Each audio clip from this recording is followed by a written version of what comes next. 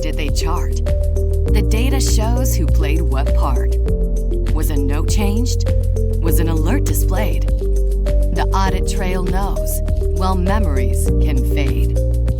So whether you're a lawyer, nurse, or sleuth, pull up a seat, we'll search for the truth.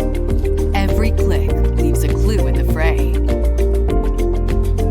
This is what the chart won't say.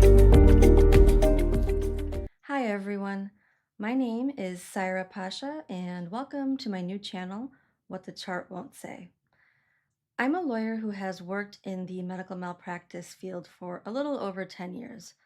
I love a good puzzle or investigation, and I'm a teacher at heart.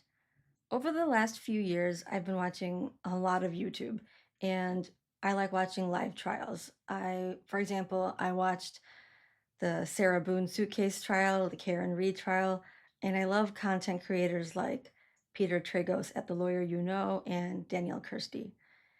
And I love what I do for work, and I thought, the subject matter is pretty interesting, and I think other people might like to learn about it too, especially if they're inquisitive and they love a good investigation, or they just love learning. I made this short video to introduce myself and to give you a little bit of an idea of what you can expect from my channel. Over the last 10 years, I've reviewed close to 1,000 medical malpractice cases. For the last 5 years, I've been working as a consultant, and my focus is on the forensic analysis of the data coming from electronic medical record or EMR systems. I'm a nationally recognized EMR audit trail expert, and in medical malpractice cases, medical records are central to both sides of the case. Every medical malpractice case relies heavily on what the medical records show, but medical records are not infallible. They can be modified, they can be deleted, they can be entered hours or days or months after an adverse event. And additionally, medical records, they only show what was documented. They don't show other activity that occurred in the patient's chart. That's where the audit trail comes in. And I made the following video to give you a little bit of an idea of what can be done with EMR audit trail data. Have you ever wondered what your doctor or nurse actually looks at in your chart right before they walk into the room for your appointment? Think of an EMR audit trail as a digital footprint. Audit trails help answer questions like, which notes, labs, and/or imaging did the provider review before making a decision? Were any clinical alerts triggered in the EMR? Were nursing assessments charted contemporaneously, or were the assessments charted several hours later and backdated? Were any notes changed or deleted after a patient's attorney sent a request for the medical records? Did clinicians exchange messages in the EMR about the patient that were not included in the printed medical records? In medical malpractice cases, this information is often an important part of the case investigation. Some of you might be wondering, if I'm a lawyer, how am I also an EMR audit trail expert?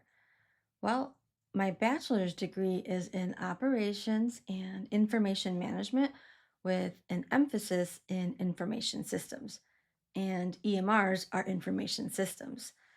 I learned how data moves through complex systems, how it's entered and recorded, how it's stored, and how it can be retrieved. Yes, that means I learned how to code in college. Audit trails often contain tens of thousands of lines of data. Ms. Pasha's unique background helps her identify which pieces truly matter, the data that connects to the allegations and will resonate with jurors. Before launching her audit trail consulting business, she spent 5 years as a medical malpractice claims analyst.